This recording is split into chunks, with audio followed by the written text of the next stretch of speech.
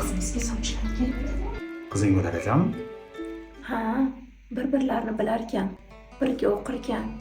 Qizimizni ham unga ko'ngli bordek. Hozir kirib shunaqa maqtayman qizimizni. Bizni qizdan boshqasini olib bermaydigan bo'ladi o'g'liga. Tagli, tugli yaxshi ola ekan. Xush kelibdi. Yaxshi o'tiribsizmi? Xush kelibsiz. Qizli uy saroy deydi-yu. Shunaqa ostonangiz qurgani keluvdik. Yaxshi, xush kelibsiz. Ha, Xudoga shukr, rahmat. Assalomu alaykum. Yaxshi o'tiribsizlarmi? Va alaykum assalom. Bitta o'zingiz kelibsiz. O'zingizga ayta qolaman. Biz qizimizni juda yaxshi ko'ramiz. U to'ng'ich farzand bo'lganligi uchun unga onasi ish qildirmagan. Hamma ishga o'zi ulgurgan. Uy ishlarini qo'ldan kelgancha biladi, lekin oyishchalik emas. Ham erkalatib katta qilganmiz.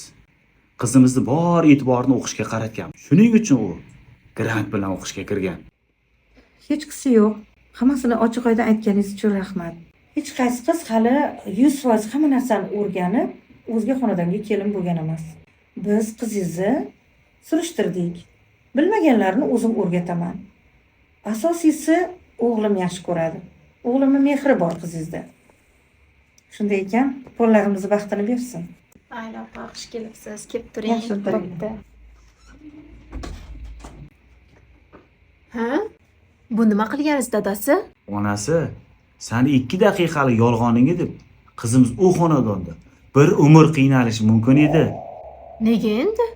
Agar qizimiz kelin bo'lib tushgan joyda Qaynonasi uy ishlarini talab qilsa-yu, u qila olmasa nima bo'ladi? seni juda yaxshi ko'raman qizim.